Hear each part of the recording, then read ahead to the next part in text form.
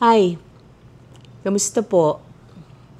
Alam ko medyo matagal-tagal na rin po akong hindi nagpapakita sa inyo, hindi ako nakakapag-upload ng videos. Siguro mga roughly around a month or so ago. Sa totoo lang, ginagawa ko tong video ito para magpaliwanag kung bakit medyo ganun nga ang nangyari.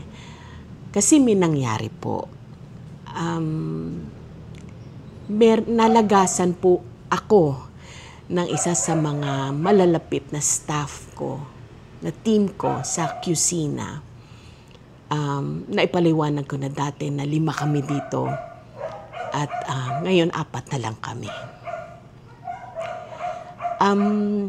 Naging mahirap po para sa amin, medyo napilayan po kami, medyo nawasak kami. At minabuti ko pong sarahan muna ang kusina. Kasi medyo mahirap para sa akin. Pero ayos na ako.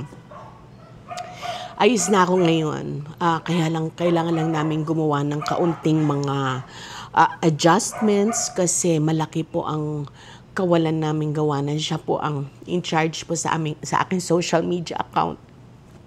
At sa pagdidisenyo po ng mga recipe.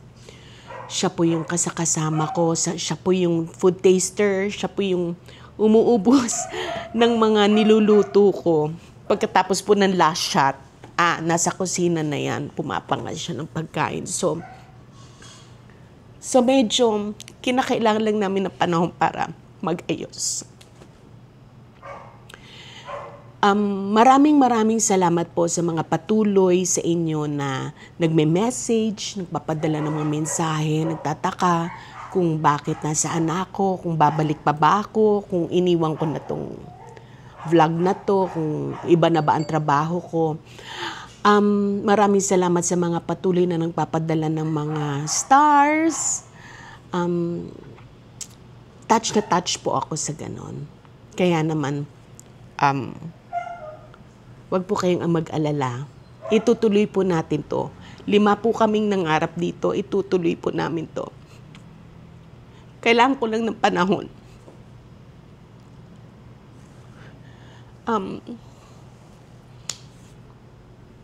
Hindi ko lang alam kung kailan pero malapit na. Kasi ngayon nagsisimula ako uli na magluto. Nagsisimula ako uling magbasa, mag-aral. Lalo na ngayon magpapasko.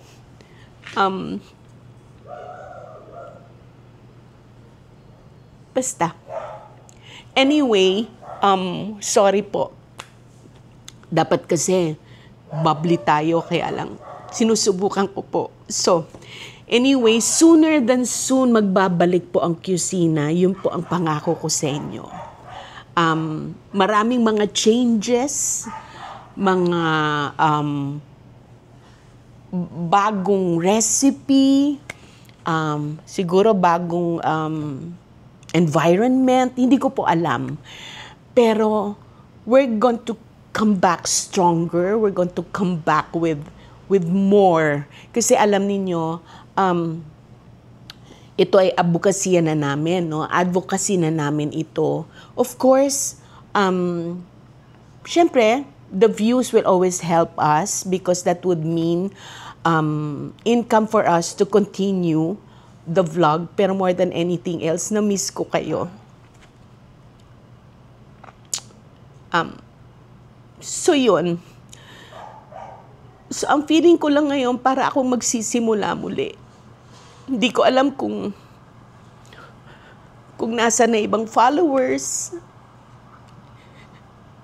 Pero magsisimula tayo muli. So I really need your support. We will be back. Promise. I'm slowly getting there. Slowly getting there. So ano ba ang message ko sa inyo ngayon? I miss you and I'm going to see all of you soon.